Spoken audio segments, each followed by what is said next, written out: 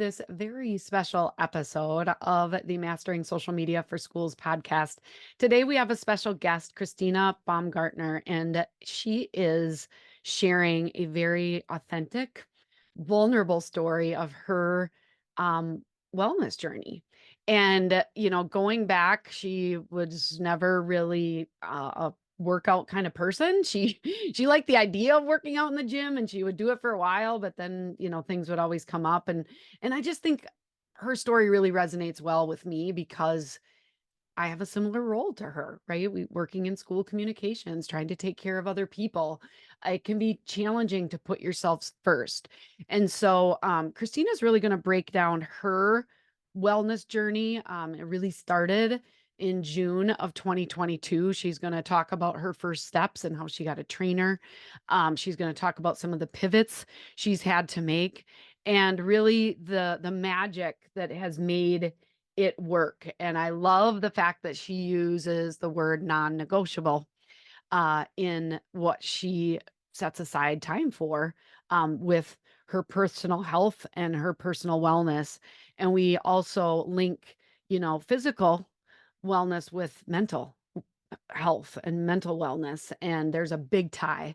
And it has definitely impacted her job as a school communicator and improved things, improved her confidence and so much more. I'm just so excited for you to meet Krystyna. You're going to love this episode. You're going to want to connect with her on Instagram. I've also got her personal email in the show notes.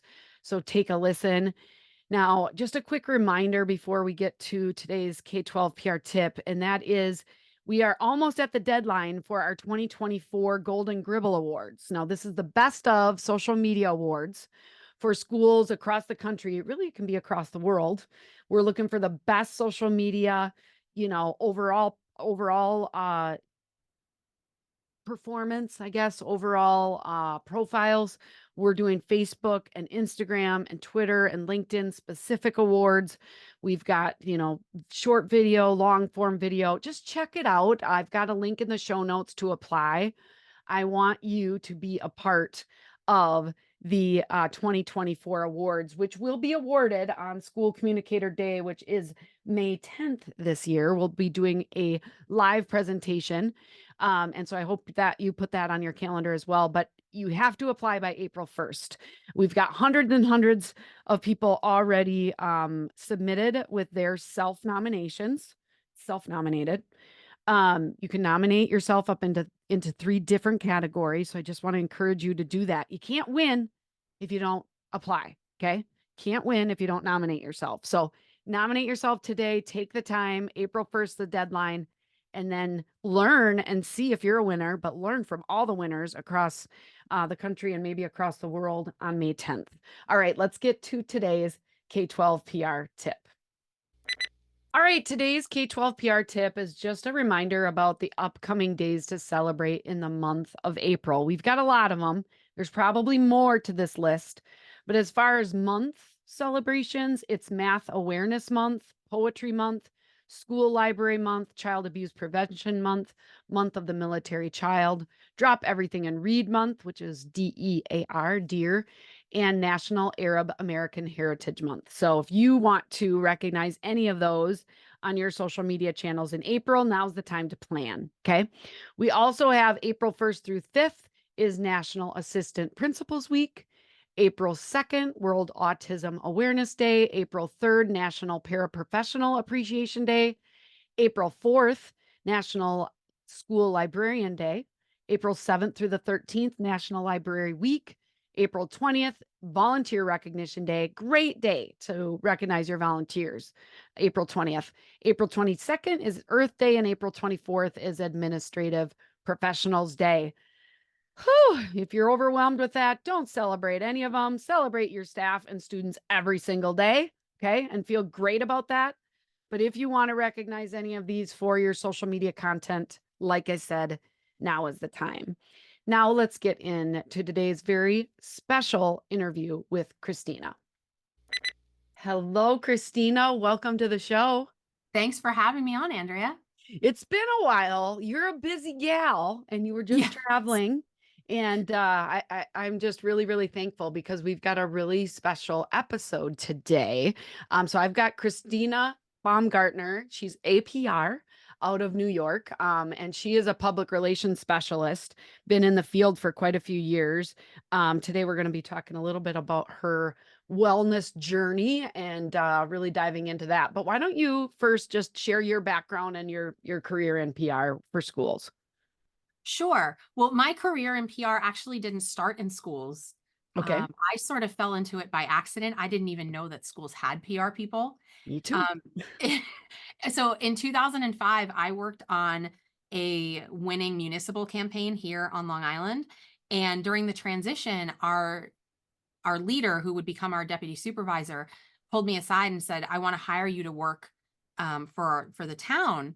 And I said, "Great. What kind of legislation are you going to put me on? And this is going to be awesome." And he said, "No, I'm putting you in the public information office."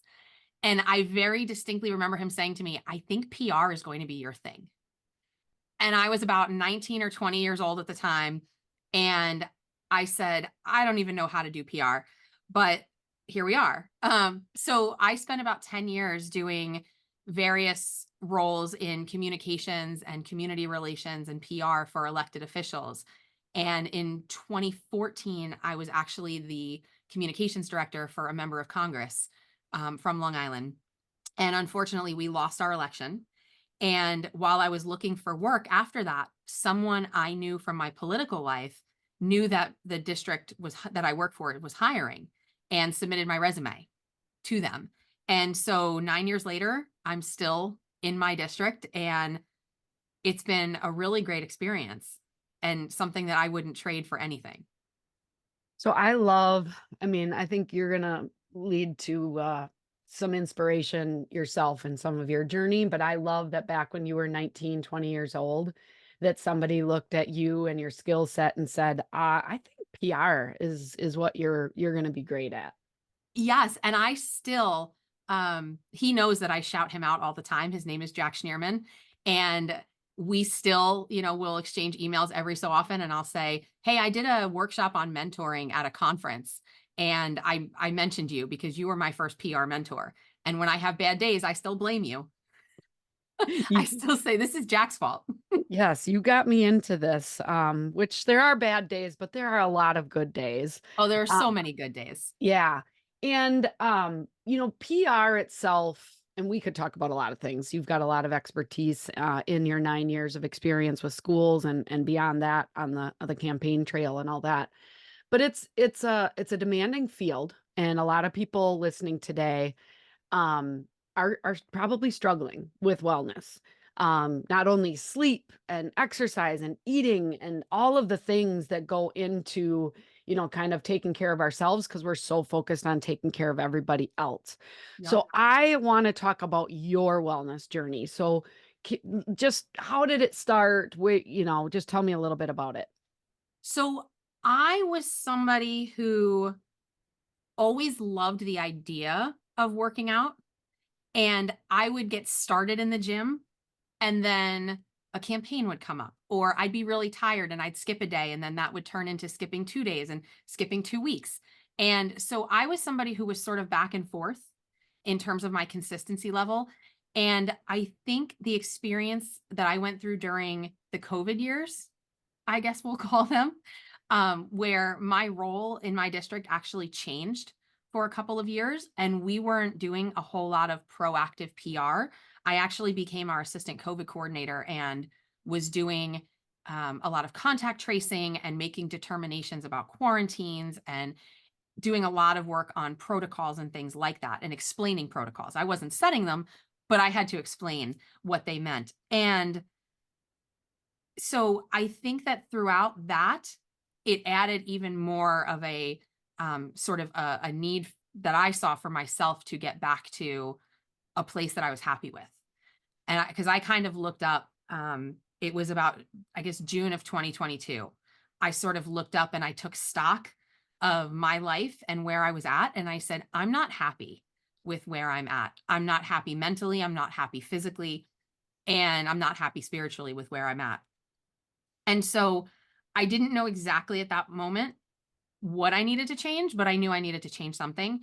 And I said, I've always kind of enjoyed the gym. When I've been in, I used to call them my gym phases. And when I've been in my gym phase, it was something I really enjoyed. So what would happen if I tried it and maybe stuck with it? And so I knew I couldn't do it by myself though. Um, I think that was part of the problem in the past was I think it's an accountability thing, but also I would walk in and say, I don't know what I'm doing.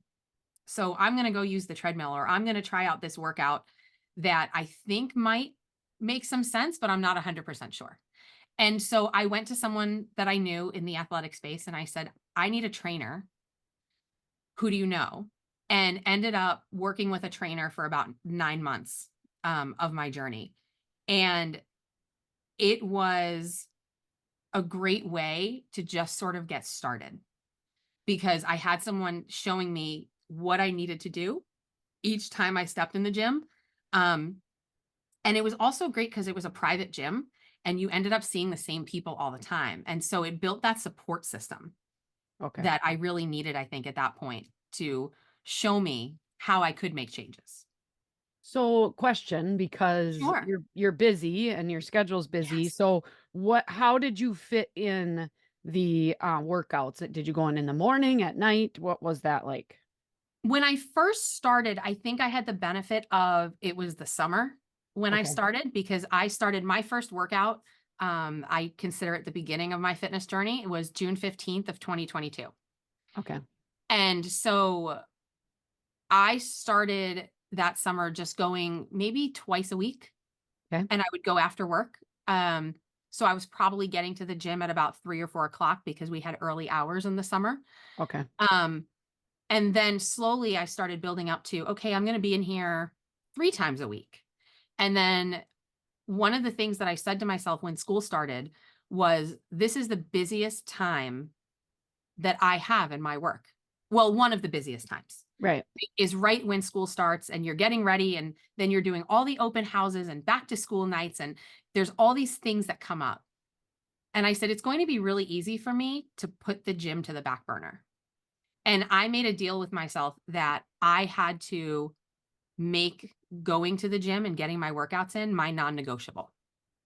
Okay. And it was really hard because I'm somebody that will very easily put everybody else's needs above mine and prioritize, well, this needs to get done at work and this needs to get done for my organization and this and then slowly what I need to do for myself falls to the back burner. And I think I had just sort of realized that by doing that, I was actually doing a disservice to my work and doing a disservice to my organization and a disservice to my family because I wasn't my best self. And so I made that my non negotiable. And by the time we were about halfway through September, I think I was in that gym 6 days a week with the trainer doing it. And it took some work. It's not easy, and it took a supportive environment behind me. So my family understood I'm not going to be able to do anything until at least 11 o'clock on a Saturday because my workout's at 9. Or my team here, my leadership team here understanding, well, we have that meeting at 7 o'clock. So I'm going to leave the office at 4. I'm going to go work out with my trainer for an hour, and then I'm going to come back for that meeting and I'll be ready to go. Or I'm gonna use some of my flex time and I'm gonna come in a little bit later in the morning because I know that I can't get there this evening because we have 3 events going on. So I'm gonna get my workout in first thing in the day. And it was an adjustment. It was definitely an adjustment and it wasn't easy by any means in the beginning. I think the more I got into it, the easier it became because I started to see the benefit for myself of I'm able to focus better at work and I'm able to be able, I've already done something hard for the day, Hmm. or, I've already accomplished something today. So now I know I can do other things. Right. So, So, how have you had to really? I mean, that started in 2022. You said you were with a trainer for 9 months. mhm. And, I'm sure along the way you've had to pivot. So, how how have you done with that? And I've loved watching your journey, and that's why I wanted to have you on the podcast, just because you've been very open with kind of sharing this journey with others, which I think is so inspiring. But sometimes when you hit maybe a roadblock, then people, like you said, you had your gym phases before. How did you make this one stick? And then how did you pivot and still have success? So I appreciate you saying that, because that's one of the reasons that I have been very open about sharing it, is because of the feedback that I've gotten from people that, um, it has shown them that it's possible, and it's shown them that somebody who's like them can do it. But also, I think I've been very open about sharing when I do struggle and saying, hey, I'm struggling with seeing my changes, or this wasn't a great week. I was eating the snack mix on the plane because that's what I was able to do. So it's been, there have been a few pivots that I've had to make, because the first one was trying to find the time just to get started and overcoming that need to sort of prioritize other things. I think that was the first big pivot that I had to make. And then I also had to pivot because I made the decision to stop working with the trainer. Hmm. And I think that was a really scary moment. Um, I wasn't sure. I don't have a background in fitness. I dabbled in a lot of different sports when I was a kid, but I don't have a background as a trainer or as any kind of fitness professional. So it's been a lot of learning and trying to figure out what exactly I need to do. But I think part of it was that I fell in love with the process. I fell in love with the idea that every time I step into the gym, I'm doing the same thing, which is fine, right? Because one of the things is that in order to be successful, you have to get comfortable with being a little bored, right? And I think it's sometimes, I mean, I always tell people PR means something different every day, but there are a lot of times where our work is very rote, and I don't want to say boring, but it's very repetitive, and we're doing the same sort of thing every day. And so I think it's sort of helped um, with getting comfortable with that boredom sometimes, and not in a bad way, because Hmm. boredom isn't always a bad thing, Right. right? Um, but I think the other thing it did is that every time I step into the gym, I'm I'm realizing I can do hard things. Hmm. And being able to do hard things in that setting really carried over into being able to find my voice and find my confidence again, and being able to then feel comfortable having hard conversations in my work, and Hmm. being able to really advocate for the things that I believed in more effectively, because I wasn't willing to always give up so easily. And I wasn't willing to say, well, okay, I'm just going to take a back seat. It sort of built that confidence from what I was doing in the gym to sort of carry over. And as I was sort of going through and pivoting to, here's how I train myself and what can I learn from that. And by the way, I RPI'd. Of I course you RPI'd did. the heck out of um out of how to do training. And so it just sort of, I think that's one of the reasons it stuck, was because it started to spill over. And I saw the benefit that what I was doing to improve my physical wellness was improving my mental wellness, which was then carrying over into doing my work. So I think that really sort of helped it stick this time. So tell everybody, if they haven't heard of RPI before, what does that stand for? So RPI is sort of that APR standard um, of research, planning, implementation, and evaluation. And it's really kind of cool that, I mean, we use it in our work in PR, right? But it's really kind of cool to apply it to other things and to see, exactly how you're able to sort of mesh your two worlds. So I did a lot of research, a lot of research on, what does it mean um, to really train effectively? And then I planned out what were my workouts going to be, and what were my day, like what could I commit to at different points in time.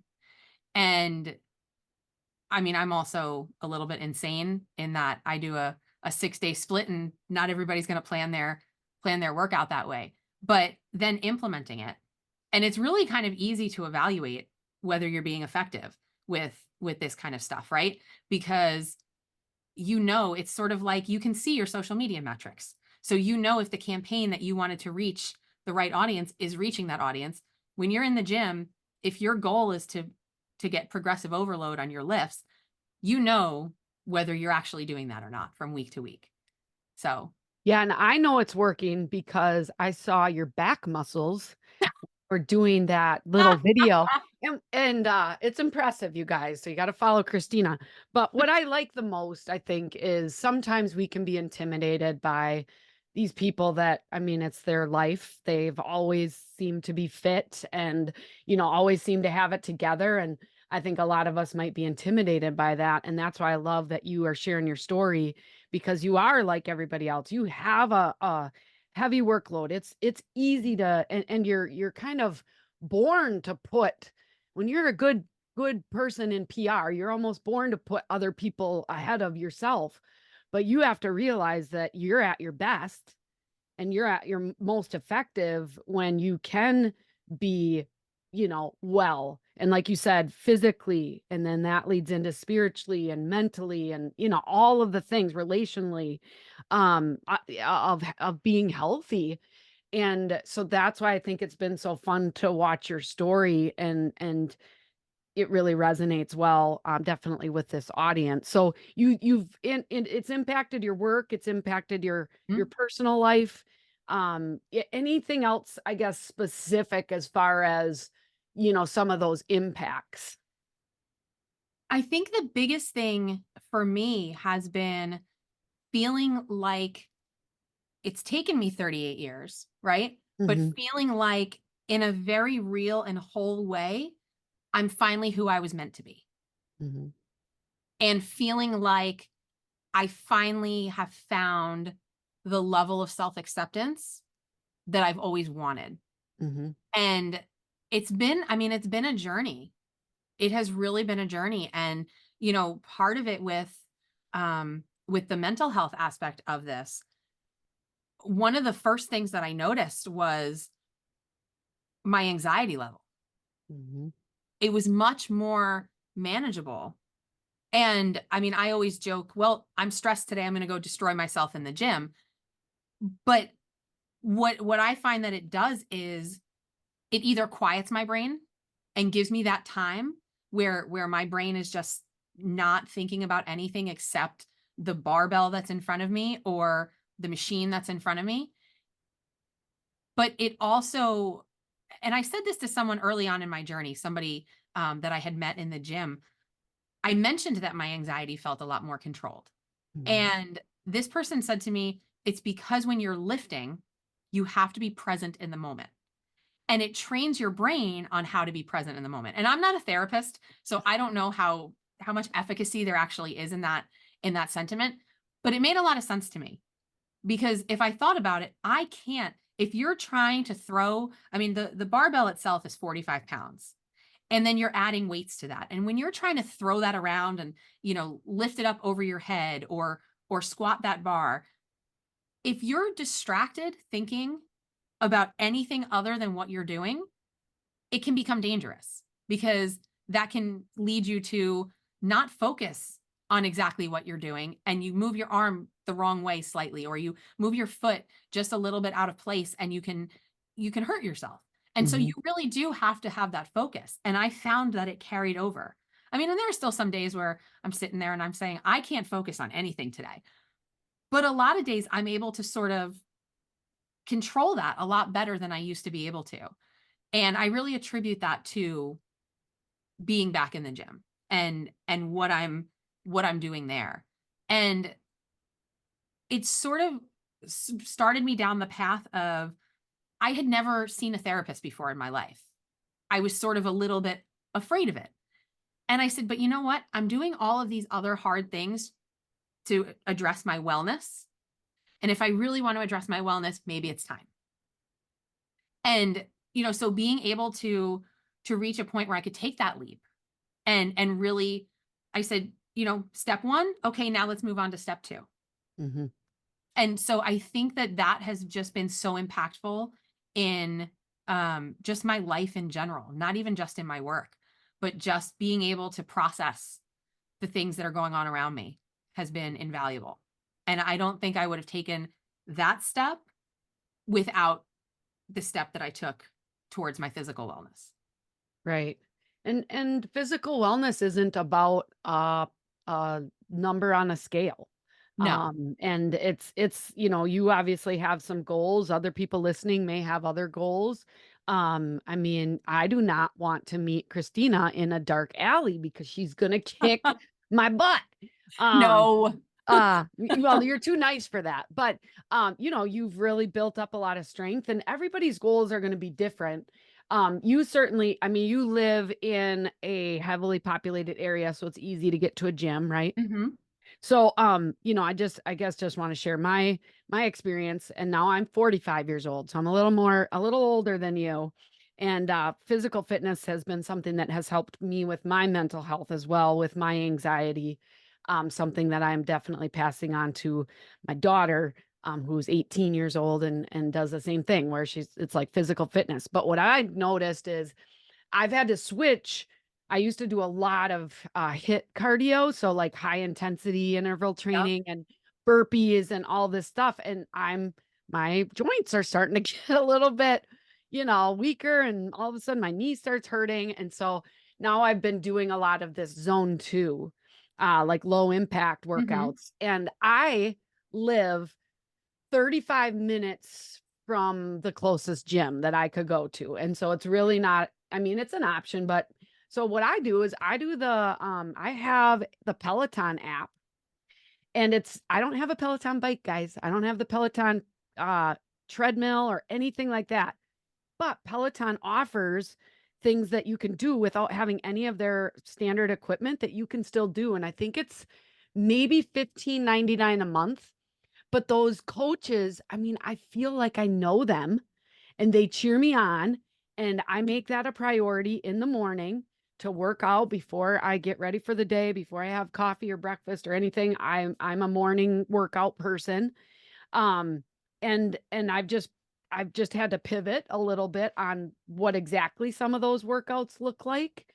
But it makes a big difference. And I think, like you said, sometimes you can think, oh, I don't have time for this. And it's like, you have to have time for this because otherwise, everything else that's on your to-do list is going to take you so much longer Mhm. because you don't have the focus, you don't have, the effort that you can put forward with it if you are taking care of yourself in all of the ways, right? Yeah, and it doesn't have to be extreme, right? Right. So, I mean, on a typical day, I probably spend anywhere from 2 to 2.5 hours in the gym before I go to work because I am a morning crew. I love my morning crew.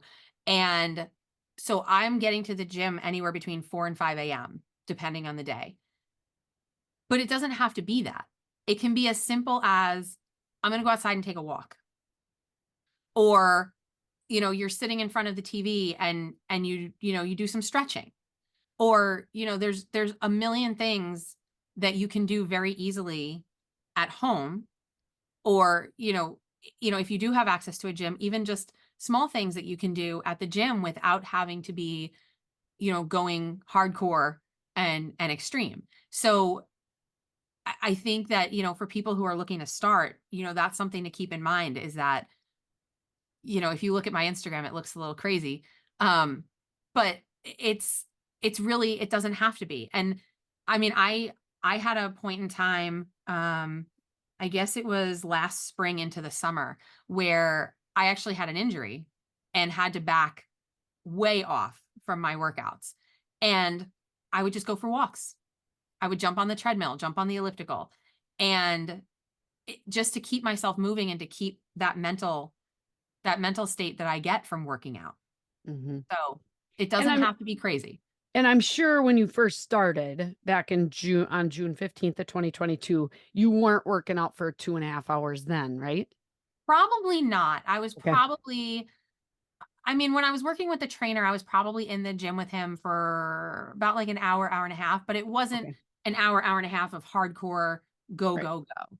Right. Um, and to be fair, I mean, I do now, even when I'm in there for 2.5 hours, I have my morning crew and we'll stop and catch up with each other. And, um, it's not go, go, go for every second of it. Right. Um, but no, I was not in there for as long, Yeah. as I am. So you kind of already alluded to, hey, advice if you were just starting out, but I think some people just say they're just too exhausted a- at all to really focus on wellness. Like, I'm so exhausted, there's no way that I'd be able to add that in. What would you say to that person? I was that person. Very seriously, and some days I still am that person. And I mean, I'm in a different place now where when that alarm goes off at 3 a.m. or 4 a.m. and I say, I don't know if I have it today, it's just my routine. I go through it and I say, okay, I don't know if I have it today, but you know what? Let me get up and get dressed. And okay, let me go get washed. Let me pull all my food out of the fridge. You know what? I'm not feeling as badly as I thought I did. Mhm. And so sometimes it's just that simple step of, you know what, let me put on my workout clothes. I'm going to get out of my pajamas. I'm going to put on my workout clothes. Okay, you know what? Maybe I'm not feeling as tired as I thought I was. Or, now that I'm moving around, I feel better. And sometimes I find even after going, that energy spike that you get from the gym is awesome. Mhm. It's awesome. And I used to be, and I don't want to say that this is something that's going to happen for everybody, but I used to be a caffeine junkie. I loved caffeine. And the problem that I had was I used to drink Coca-Cola a lot. Because that was my form of caffeine, which then I switched over to doing energy drinks. And now I don't drink any caffeine at all. Awesome. It's just sort of now, nope, this is the time. I don't need caffeine to get out the door because this is just my routine. Mhm. And it takes time. Like I said, that doesn't happen for everybody and it's not something that happens overnight. But I think once you make those tiny steps, it does start becoming part of your routine. And I think you notice that you're probably more tired if you don't go Oh, or, totally. yeah. Yeah, I can have days and I work from home, but I can have days where it's like, "Oh, I'm gonna need a nap today if I wanna try to take a 20, 30-minute nap." It's like, I'm gonna be way better if I just go for that walk. Yeah. And that's gonna rejuvenate me and pump me up for the rest of the things that I have to do for the day. Yep. So that's really important.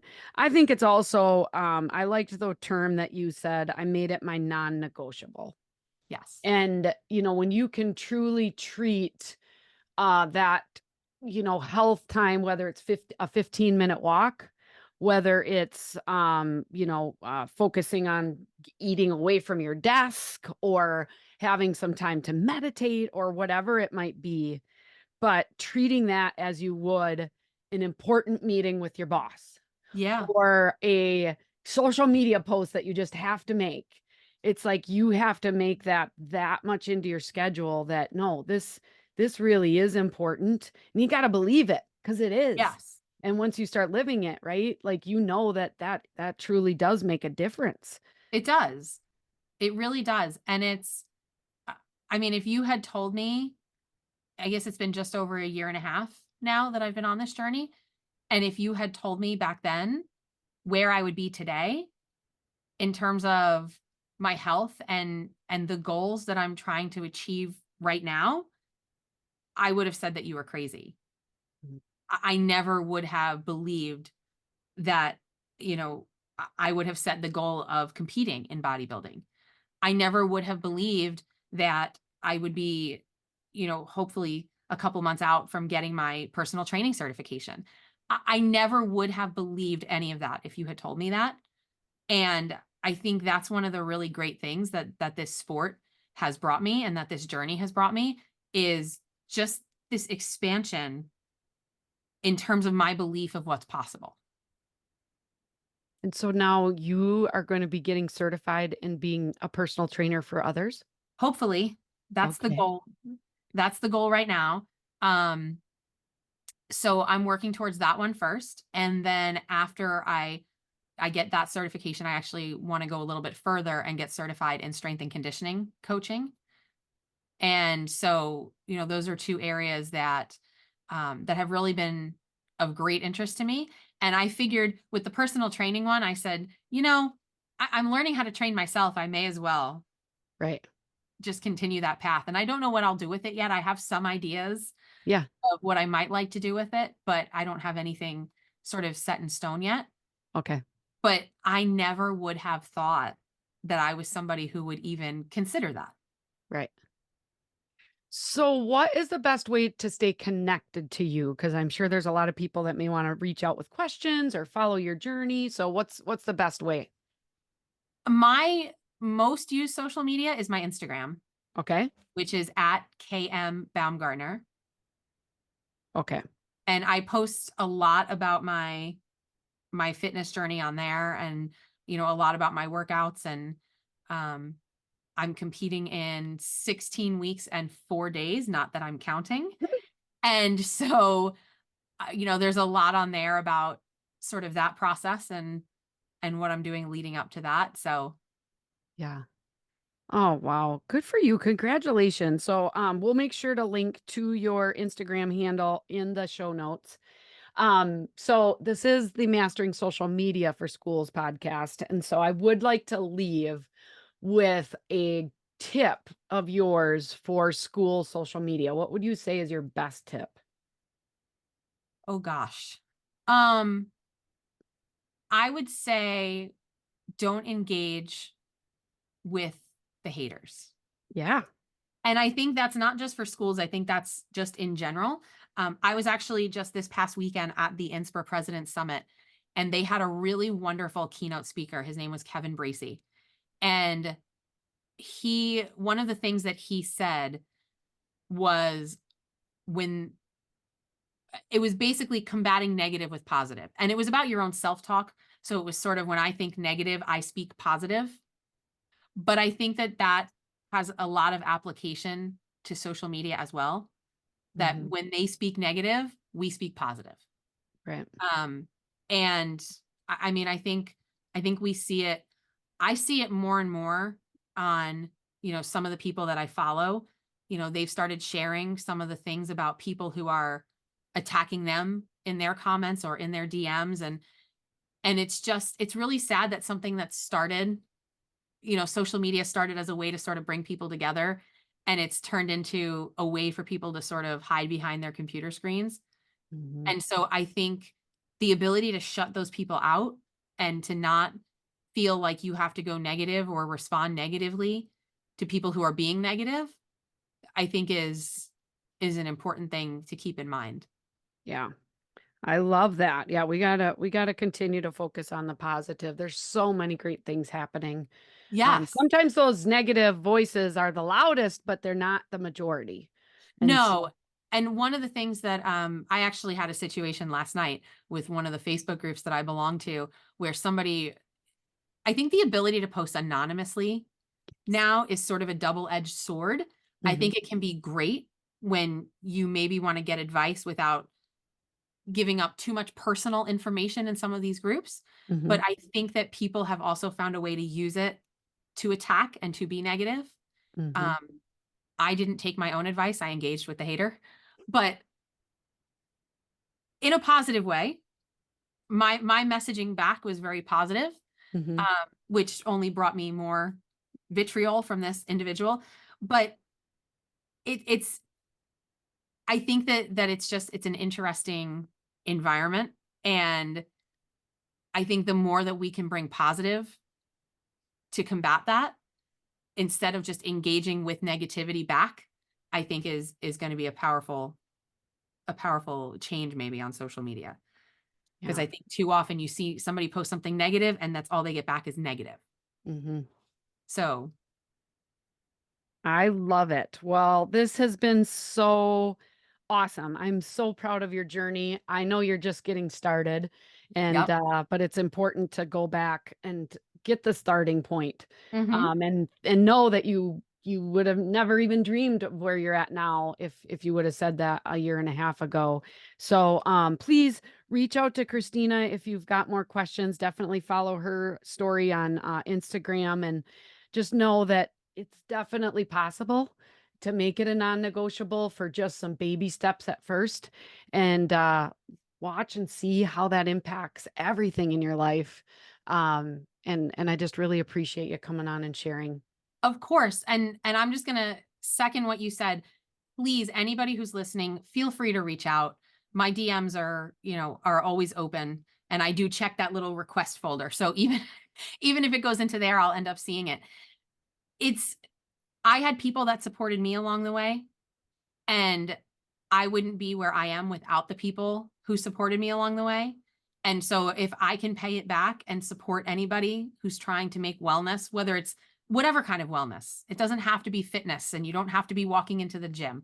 If there's anything that I can do to support somebody else on their journey, I'm more than happy to do it. So please don't hesitate to reach out.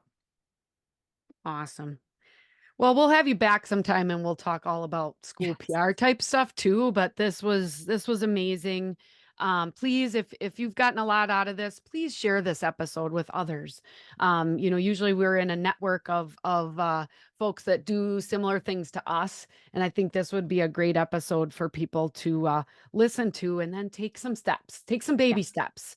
And Christina and myself, we're here to support you, and we will see you guys back next week with another great episode.